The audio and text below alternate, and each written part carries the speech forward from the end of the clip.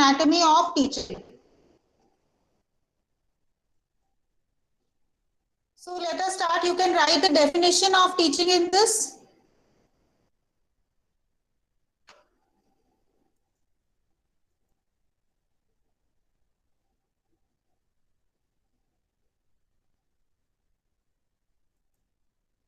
Okay, so you can write the definition of teaching, meaning of teaching also in this.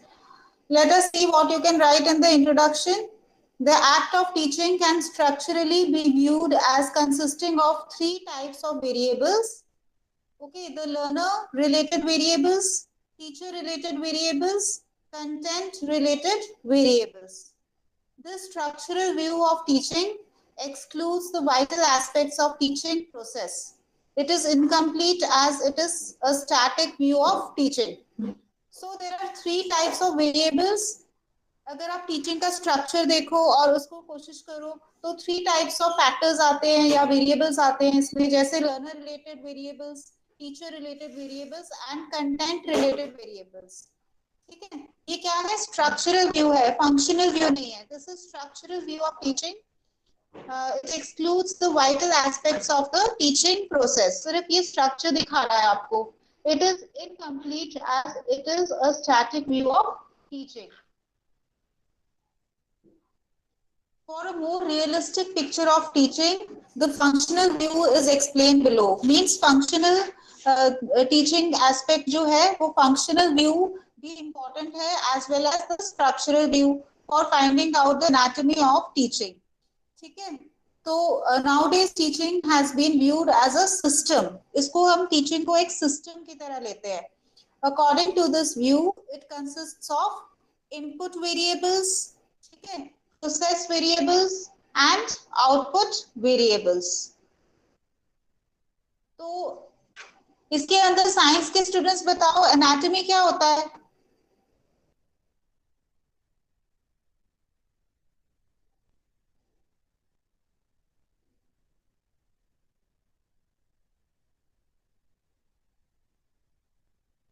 आवाज आ रही है students? Yes ma'am. बताइए थोड़ा सा कोई मुझे. मैम स्टडी ऑफ किसी का स्ट्रक्चर या फिर मतलब उसका, जैसे बायोलॉजी में तो इंटरनल ऑर्गन्स एंड ऑल की स्टडी को एनाटॉमी कहते हैं. तो मे बी यहाँ पे फ्लावर की एनाटॉमी वगैरह भी करते हैं ना, उसमें सेपल्स, फिर पेटल्स और सारे पार्ट्स दिखाते हैं टीचर फ्लावर के. तो वैसे ही हम टीचिंग के बारे में पढ़ रहे हैं. What is the anatomy of teaching. इसमें कौन कौन सी चीजें आएंगी? Input variables, process variables and output variables. ठीक है, चलिए अब देखते हैं इनपुट वेरिएबल्स में क्या क्या आता है. विजिबल है? स्क्रीन विजिबल है? Yes ma'am. ओके,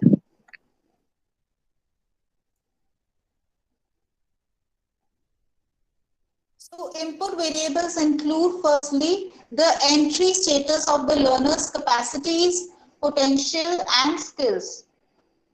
ठीक है, एंट्री बिहेवियर क्या है, एंट्री स्टेटस क्या है बताओ.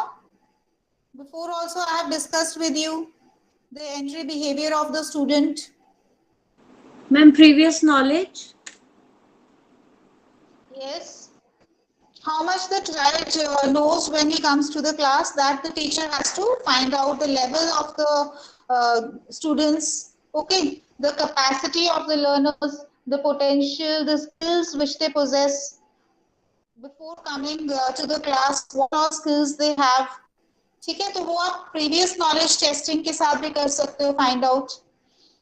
उसके बाद सेकेंडली इनपुट वेरिएबल्स में क्या है? The teachers equipments, his knowledge of subject matter, communication skills and personality. तो टीचर के अंदर कैसी पर्सनालिटी है, कौन कौन सा सब्जेक्ट मैटर के बारे में पता है टीचर को, ठीक है, और नॉलेज कितनी है टीचर को. ये सारी चीजें हैं इनपुट वेरिएबल्स. ठीक है, प्रोसेस वेरिएबल्स क्या है? Refers to all the components of the teaching learning process. सारे कंपोनेंट्स जो हैं टीचिंग लर्निंग प्रोसेस के. It comprises of instruction and media. बताओ इसमें क्या क्या आ जाएगा इंस्ट्रक्शन एंड मीडिया में? कौन सी इंस्ट्रक्शंस देनी है टीचर ने? Ma'am lesson plan, the lesson which she is going to teach, the subject which she is going to teach, उसकी instructions देनी है। And media audio video, means audio yes, video, or the audio teaching aids visual. which yes, the things which the teacher uses, the teaching aids which the teacher uses for teaching. The content variables include the sequence and organization of the components of the subject matter. तो कौन C sequence में पढ़ाना है, ठीक है, organise करना है subject matter को, कौन सा लेसन पहले पढ़ाना है, easy to difficult principle follow करना है। It also includes various techniques such as lectures, discussions and question answer technique. Okay, तो ये सारा क्या है, प्रोसेस वेरिएबल्स। यहाँ तक समझ में आ गया है? डाउट तो नहीं है किसी को भी?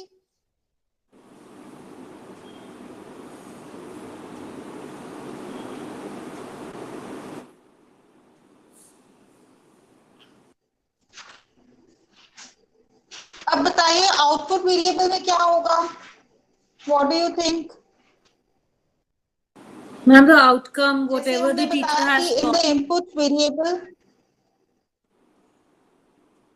हाँ जी, Ma'am, the outcome of the teaching learning process, how much the child has learnt. okay, good. So which type of behavior? In the beginning we see that when the child comes to the class, then we say that we are testing the entry behavior of the learner. Then now in the output variable, what is that behavior called? After teaching, how the behavior changes? Ma'am, the test of Remember there knowledge is a acquired.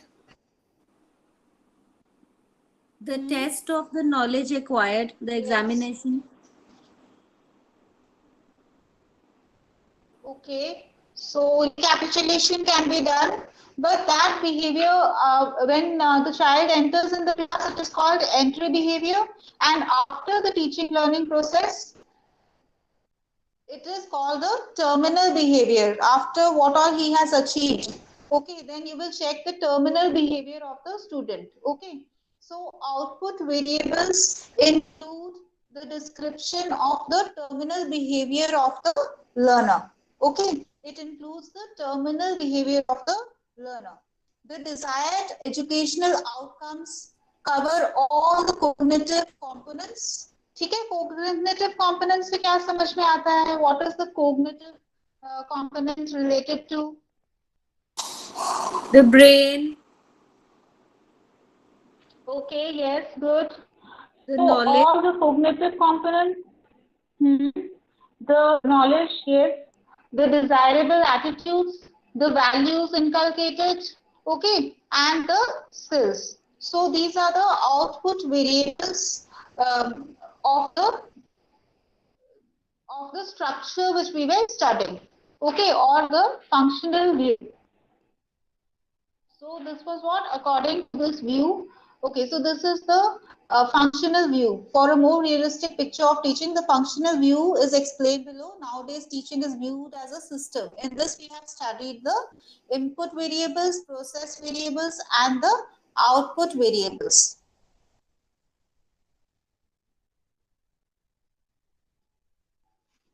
Now,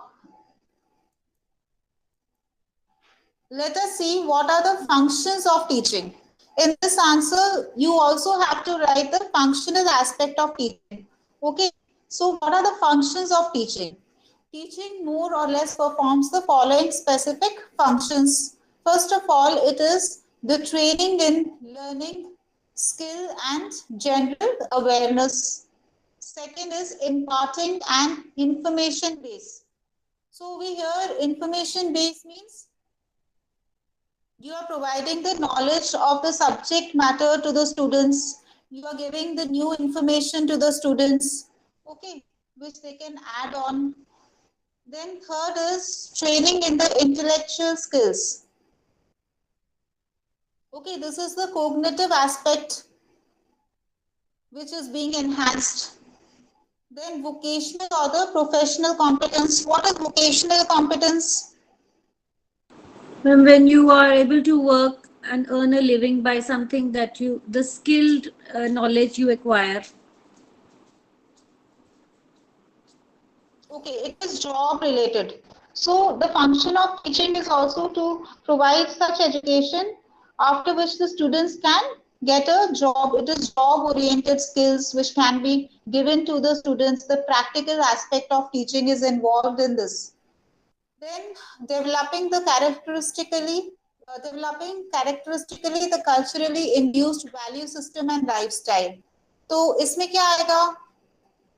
What do you mean by this? The culturally induced value system and lifestyle.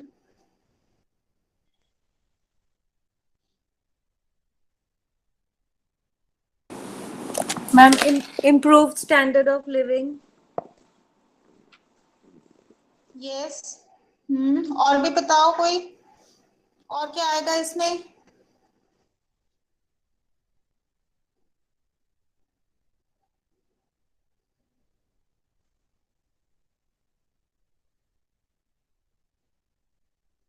Education कैसे help करती है?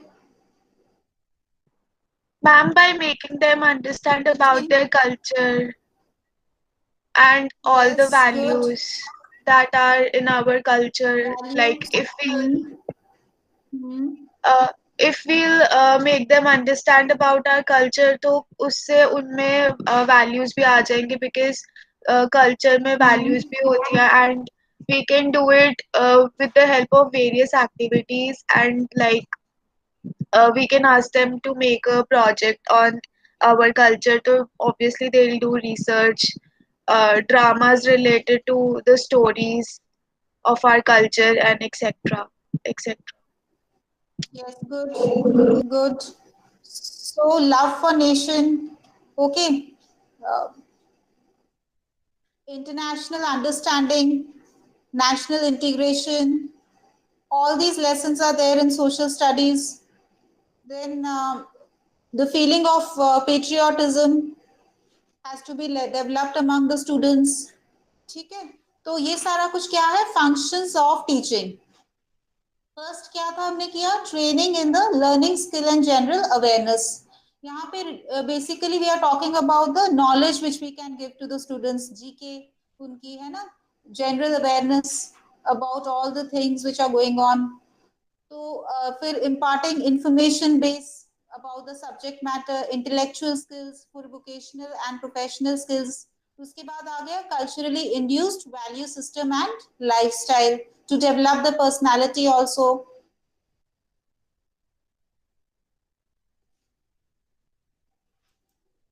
अब देखो, let us discuss about these 5 functions. अब हमने जो 5 functions अभी किए थे डिस्कस, ठीक है, ये वाले 5, अब इसके बारे में हम डिस्कस करते हैं. Discuss about these 5 functions. The training in learning psychomotor skills such as reading, writing, and self-learning devices, etc., are characteristically features of the primary education. Developing a general awareness. General awareness वाला point जो first वाला था उसके बारे में बात कर रहे हैं. Developing a general awareness about the surrounding environment is a subordinate function of the primary education.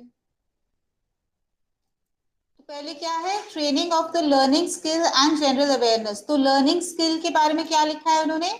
That training in the psychomotor skills such as reading, writing, and self-learning devices, etc., are characteristically features of primary education. ठीक है, in the primary classes the learning skills are developed.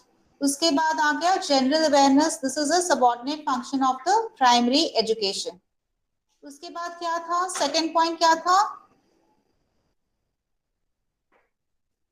Functions of teaching में Information base. yes, imparting and information base. The function of imparting and information base such as knowledge of facts इसमें आ जाएंगे, facts of history or geography principles of physics and chemistry etc. figure at the secondary level. तो ज्यादातर secondary level में ये सारे principles करवाए जाते हैं, knowledge दी जाती है. This level also focuses much attention on the intellectual skills such as skill of analysis, skill of synthesis, problem solving, democratic functioning in the social areas. तो ये सारे examples दिए हैं जो आप इन functions के अंदर लिख सकते हो. ठीक है. Focuses on the attention on the intellectual skills. Training of the intellectual skills जो हमारा थर्ड वाला पॉइंट था. ठीक है. Such as skill of intellectual skills में कौन कौन सी आ जाएंगे? Skill of analysis. Skill of analysis क्या है? एनालिसिस क्या होता है? Ma'am, to analyse something. Synthesis में आप कंबाइन करते हो ना चीजों को, एंड एनालिसिस में आप यस फाइंड आउट मैम. करते हैं, सिंथेसिस में आप कंबाइन करते हो. उसके बाद Ma'am, problem solving. analysis is breaking of something into simpler things and finding out the meaning. Okay, very good, very good. Yes. So it is breaking out the things, and then you are later on you can synthesize. Is it? Synthesis is making it whole. Okay, okay. ठीक है. तो skill of synthesis. उसके बाद आ जाएगा problem solving. ये भी intellectual skill है जो हम स्टूडेंट्स को करवाते हैं to solve any problem. Democratic functioning in the social areas. Problem solving, democratic functioning in the social areas. चलो अब नेक्स्ट वाला देखो.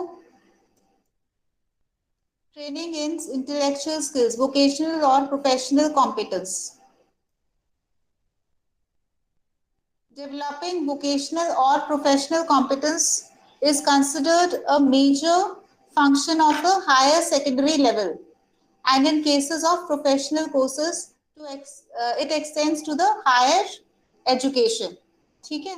जैसे प्रोफेशनल कोर्सेज हैं आपके, बीएड है, तो it extends to the higher education. This is higher education which you are pursuing. उसके बाद है the fifth function cuts across all the levels. कौन सा था fifth function?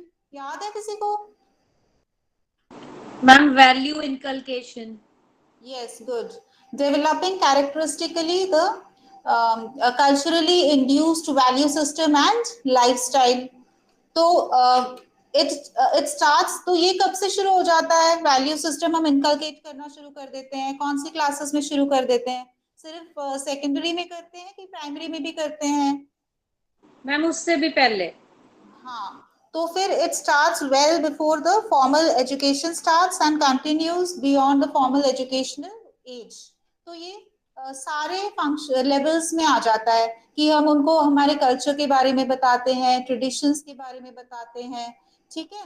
It is a fused function and is one of the most basic and major functions of any educational system. ठीक है. तो ये जो functions of teaching है, ये आप हेडिंग ये वाले लिख के और फिर ये पैराग्राफ्स लिख सकते हो. जैसे ये बाद में डिस्कस किए हैं वैसे भी करने की जरूरत नहीं है. आप बीच बीच में उसको लिख सकते हो, एक्सप्लेन कर सकते हो. ठीक है. After the headings. उसके बाद देखो functions of the teaching variables. अब हमने वेरिएबल्स की बात की थी, 3 वेरिएबल्स की. कौन से थे वो वेरिएबल्स जब हमने स्ट्रक्चर और फंक्शनल एस्पेक्ट के बारे में शुरू में बात की थी? हम लर्नर, टीचर एंड कंटेंट. हाँ, वो स्ट्रक्चरल व्यू था. उसके बाद हमने फंक्शनल व्यू हमने डिस्कस किया था. Input, process and output. Yes. So we will discuss the functions of these variables. Every group of variables concerned with the task of teaching has separate, inidentifiable, but an inclusive function to perform. ठीक है. इनके separate भी variables के function है और इकट्ठे भी हैं. ठीक है. जो एक साथ इन्होंने लिंक करके परफॉर्म करते हैं फंक्शंस. तो देखते हैं what are these functions. Functions of input variables. The input variables are assembly of those variables which are the requisites for the instructional process. Their functions may be enlisted as follows. तो input variables में क्या क्या था याद है जो अभी हमने पढ़ा था? Ma'am, entry status, previous knowledge, entry behavior. Yes, very good. Entry behavior of the learners और टीचर and के रिलेटेड क्या था? teacher's knowledge and communication skills and personality. Yes, and the knowledge of subject matter which the teacher has. ठीक है, तो इसके बारे में अब देखो हम करते हैं. तो ये रिक्वायरमेंट्स हैं टीचिंग की, पहले रिक्विजिट्स हैं जो हमें टीचिंग के लिए चाहिए होते हैं फॉर द इंस्ट्रक्शनल प्रोसेस. ठीक है, तो अब देखते हैं इनपुट वेरिएबल्स के क्या क्या फंक्शंस हैं. ये क्या है, फर्स्ट वाला क्या है, स्पेसिफिकेशन ऑफ एंट्री बिहेवियर. ठीक है, you have to find out the entry behaviour of the student. फिर है आइडेंटिफिकेशन ऑफ लर्निंग डेफिशिएंसीज. ये भी टीचर फाइंड करेगी कि कोई बच्चे को कोई प्रॉब्लम तो नहीं है, कोई स्पेशल नीड स्टूडेंट तो नहीं है, कोई स्टूडेंट ऐसा तो नहीं है जिसको देखने में प्रॉब्लम आ रही है, ब्लैक बोर्ड देख नहीं पा रहा है, या कोई लर्निंग उसकी अच्छी तरह से नहीं हो पा रही है, कोई डेफिशिएंसी है कि नहीं. उसकी प्रीवियस हिस्ट्री भी या देख सकती है टीचर, बात कर सकती है जो पहले वाले टीचर्स हैं उनके साथ. ठीक है, कि इसकी क्या प्रॉब्लम्स हैं लर्निंग में. So identifying the learning deficiencies of the students is the function of input variables. फिर identification of teacher competencies, find out करना कि टीचर के अंदर वो कॉम्पिटेंसीज है कि नहीं, स्किल्स है कि नहीं. ठीक है, आवाज आ रही है? Yes, ma'am. ओके, तो टीचर के अंदर सब्जेक्ट मैटर, उस सब्जेक्ट मैटर के साथ रिलेटेड नॉलेज है कि नहीं. तो identification of teacher competencies important है. It is a function of input variable. And locating instructional facilities. ठीक है, कि फैसिलिटीज हैं कि नहीं क्लास के अंदर इंस्ट्रक्शंस के लिए. कौन कौन सी फैसिलिटीज होती हैं क्लास में which is Ma'am, required for instruction? blackboard, yes, black board. और बताओ निशु, बताओ.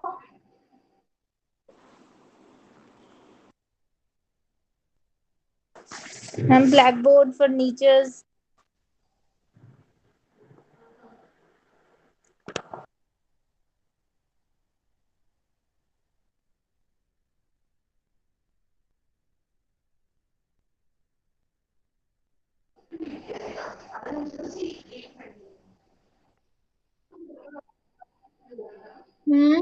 और लाइट अच्छी तरह आ रही है रूम के अंदर कि नहीं, है नहीं, है ना. तो और क्या हो सकता है, डस्टर, चौक, सारा कुछ अवेलेबल है कि नहीं. ठीक है, फॉर इंस्ट्रक्शनल पर्पस. तो ये क्या है, functions of the input variables. उसके बाद क्या करना है हमने, फंक्शन ऑफ प्रोसेस वेरिएबल्स. अब देखो प्रोसेस में क्या था हमने पढ़ा पहले. देखिए क्या था प्रोसेस में, refers to the teaching learning process. It comprises of instruction and media. और क्या था, सीक्वेंस और ऑर्गेनाइजेशन था, कैसे ऑर्गेनाइज करना है, या फिर वेरियस टेक्निक्स कि जो आपने टेक्निक यूज करनी है, जैसे lectures, discussion, question answer technique. अब देखते हैं इसका क्या फंक्शन है प्रोसेस वेरिएबल का. The variables involved in the process of teaching perform two main functions. पहला फंक्शन क्या है, डिजाइन ऑफ इंस्ट्रक्शन. सेकंड क्या है, इम्प्लीमेंटेशन ऑफ एक्शन प्लान. अब देखो डिजाइन ऑफ इंस्ट्रक्शन क्या हो सकता है, कैसे आप इंस्ट्रक्शन का डिजाइन बनाओगे. उसको क्या कहते हैं हम, पहले क्लास में जाने से पहले आप बनाते हो. lesson plan, lesson plan, yes, lesson plan. Good. So lesson plan जो आप बनाते हो, that is also sort of design of instruction. ठीक है, तो वो है function of process variable. Is the course of design. अब देखो डिजाइन की हम बात करते हैं, डिजाइन ऑफ इंस्ट्रक्शन की. In the course of design a hypothetical instructional plan is prepared. Keeping in view the input variables and the output targets. कौन कौन सी चीजें आपने सोचनी है? Input variable. अब इनपुट वेरिएबल में क्या थी चीज जो आपने ध्यान में रखनी है लेसन प्लान बनाने के समय? Subject matter. हाँ जी, हाँ जी, you know it. Ma'am subject matter input use variable में होगा। क्या चीज थी? Subject matter. हाँ जी, और एक चीज जो बहुत इम्पोर्टेंट है। Objectives of teaching. Ma'am, entry behaviour. ma'am, also the objective of teaching.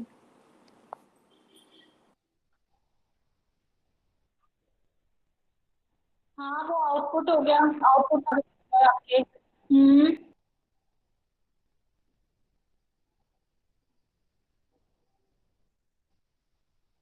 और क्या देखोगे?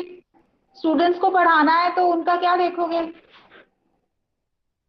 मैम उनका जो एंट्री बिहेवियर था जो हमने इनपुट वेरिएबल्स में देखा था कि उनकी कैपेबिलिटीज क्या है, उस हिसाब से हमें उनके लेसन लेवल प्लान देखोगे, एंट्री डिसाइड बिहेवियर करना के बारे में पड़ेगा। सोचोगे, है ना? हाँ, कौन? आवाज नहीं आ रही अच्छी तरह, क्लियर नहीं आ रही अंकिता।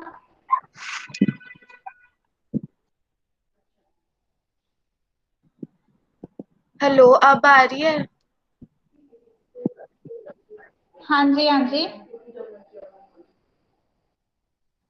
मैम मैंने यही बोला था कि स्टूडेंट्स के एंट्री बिहेवियर के हिसाब से ही प्लान करना चाहिए कि उनकी कैपेबिलिटीज क्या है, उस हिसाब से कौन सा टॉपिक पहले करवाना ठीक है, चाहिए। अगर ठीक उन्होंने है। कोई पहले से पढ़ा हुआ है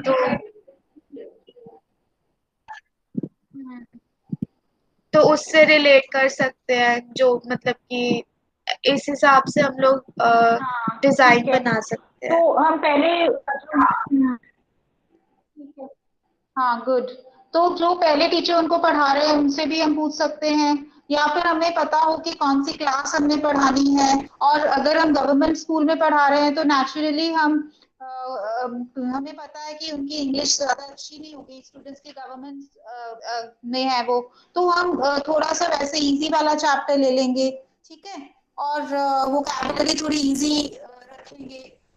अगर हम दूसरे स्कूल में कहीं जा रहे हैं तो हमें थोड़ा पता ही होता है कि उनकी लेवल थोड़ी हाई होगी, तो इस तरीके से हमें थोड़ा पता होता है कि एंट्री बिहेवियर कैसा हो सकता है स्टूडेंट्स का। वैसे तो हमें जाके ही पता चलता है प्रीवियस नॉलेज टेस्टिंग के साथ, मगर जो भी चीजें पहले से टीचर फाइंड आउट कर सकती है about about the entry behaviour, वो टीचर को फाइंड आउट करना है before making the lesson plan. End of course the output targets, जैसे नरगिस ने कहा कि ऑब्जेक्टिव्स फ्रेम करने हैं, so that is also important. तो input variables भी important है और output targets भी important है before making the design of instruction, ठीक है। Main emphasis is laid on the on leading the learners from the entry behavior to the terminal behavior। जो हमें आउटपुट में हमने देखना है कि आउटपुट आ गया है कि नहीं टर्मिनल बिहेवियर के अंदर, थ्रू द ग्रेडेड स्टेप्स, ठीक है। नहीं, स्टेप वाइज हमने करवाना है लेसन।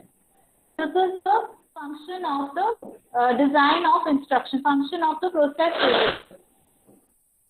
अब देखो सेकंड क्या है, इम्प्लीमेंटेशन ऑफ एक्शन प्लान। कि जो भी आपने प्लान बनाया है, लेसन प्लान बनाया है, अब उसको इम्प्लीमेंट करना है क्लास में जाके, ठीक है। तो वो क्या है, teaching is a system of activities intended to induce learning among the learners.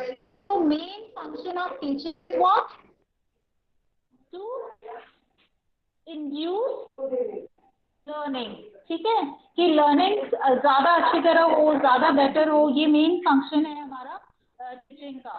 तो teaching is a system of actions intended to produce learning, जैसे हमने डेफिनेशन की थी, ठीक है। In a system, the functions of input, process and output variables are interconnected. तो ये सारे जो है ये एक दूसरे के साथ भी कनेक्टेड हैं और अकेले अकेले भी फंक्शन कर रहे हैं। तो इनका अलग अलग फंक्शन भी है जो इंडिपेंडेंट फंक्शंस है, और एक साथ ये इंटरकनेक्ट होके भी फंक्शनिंग कर रहे हैं। So the functions of input, process and output variables are interconnected. क्योंकि हम जब भी we are making the lesson plan, we are talking about the input variables, okay, as well as the output targets. कि हम क्या चाहते हैं कि आउटकम हो बच्चों का, what do we want the terminal behaviour to be like. तो ये सारी चीजें जो हम सोच के डिजाइन ऑफ इंस्ट्रक्शन प्रिपेयर करते हैं. So all these things are interconnected. Okay, and also we think about the process, that what all things we require for teaching the students according to the level of the students. Okay, we choose the method or the techniques of teaching. So जो process variable है, that is also interrelated to the behavior of the students, entry behavior of the students, or the input variables. ठीक है, so all this is interconnected. उसके बाद आप ये diagram show कर सकते हो, रिलेशनशिप अमंग द वेरिएबल्स. तो इनपुट हो जाता है, इनपुट वेरिएबल्स, फिर प्रोसेस होता है जिसमें you have teaching learning process, then output variables. Okay, after the output, then you will take some exam or something. Okay, you will the were able to understand what taught or not. They were able to learn. Okay, or was the terminal behavior achieved or not. ठीक है, तो ये सारी चीजें find out करने के लिए recapitulation करते हो या टेस्टिंग करते हो. उसके बाद क्या होता है, आप बच्चों को फीडबैक देते हो. ठीक है, मॉनिटरिंग करते हो, इवैल्यूएशन करते हो, फिर क्या करते हो, आप फीडबैक देते हो स्टूडेंट्स को कि ऐसे नहीं करना है ना, इस तरीके से लर्न करो. या फिर आप खुद फीडबैक देते हो, टीचर खुद को बोलती है कि there was something wrong in my teaching, क्योंकि सब बच्चों को समझ में ही नहीं आया टॉपिक. तो मुझे क्या करना है, फिर दोबारा से उस टॉपिक को पढ़ाना पड़ेगा with a different method, different technique. तो फिर वो क्या हो जाता है, एरो आप देख सकते हो प्रोसेस में जा रहा है, प्रोसेस वेरिएबल. तो जो प्रोसेस है टीचिंग की, मैं दोबारा से कर सकती हूँ. ठीक है, दोबारा फिर मैं दोबारा कैसे करूंगी प्रोसेस, उसके लिए मुझे क्या करना पड़ेगा पहले.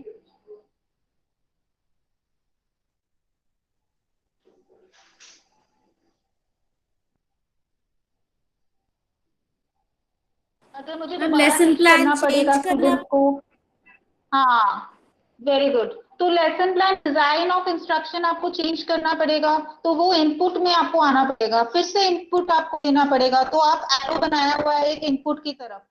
तो आपको डिजाइन ऑफ इंस्ट्रक्शन चेंज करना पड़ेगा, फिर से लेसन प्लान बनाना होगा, फिर से आपको टीचिंग एड्स बनानी होगी. तो ये भी हो सकता है कि टीचर दोबारा से इनपुट वेरिएबल्स जो है अपने चेंज करे. ठीक है, फिर से फॉर्मुलेट करे लेसन प्लान, कोई और टाइप का लेसन प्लान बनाए, वैल्यू बेस्ड लेसन प्लान या आईसीटी बेस्ड लेसन प्लान. ठीक है, तो लेसन प्लान में चेंजेस करे या फिर अपना टेक्निक्स में चेंजेस करे. So you have to go in the input variables again.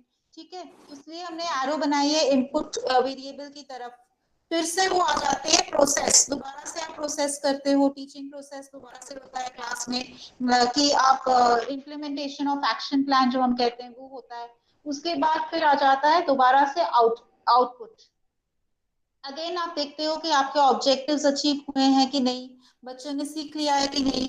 अगर नहीं सीखा है, फिर आप स्टूडेंट्स को बोलते हो कि ठीक है, आप फीडबैक देते हो कि okay, now you again learn the lesson, I am giving you one project, so you do that project and let me know if you have understood और नॉट. तो आप ग्रुप एक्टिविटी दे देते हो उनको, देखने के लिए कि ये आपस में इंटरेक्ट करके समझ पाते हैं कि नहीं. ठीक है, तो फिर वो प्रोसेस के अंदर फिर से चला जाता है एरो. ठीक है, तो इस तरीके से आप उनको फैसिलिटेटर बन जाते हो, प्रोसीजर दोबारा से करवाते हो टीचिंग लेने का. तो इस तरीके से सिर्फ प्रोसेस होके भी आउटपुट दोबारा से भी आ सकता है. तो हमने दो एरोस बनाए हैं, जो इनपुट की तरफ भी जा रहा है और प्रोसेस की तरफ भी जा रहा है. ठीक है, समझ में आ गया रिलेशनशिप अमंग द वेरिएबल्स, कि एरो आपने उसी तरफ को बनाना है जिस तरफ है, उल्टे पुल्टे नहीं बनाने. It is like a cycle, it is a process. Okay, it is a system, teaching is a system. तो ये सारे इंटरकनेक्टेड हैं, आप देख सकते हो कैसे इंटरकनेक्टेड हैं input, process and output variables. कोई डाउट है इसमें तो पूछिए.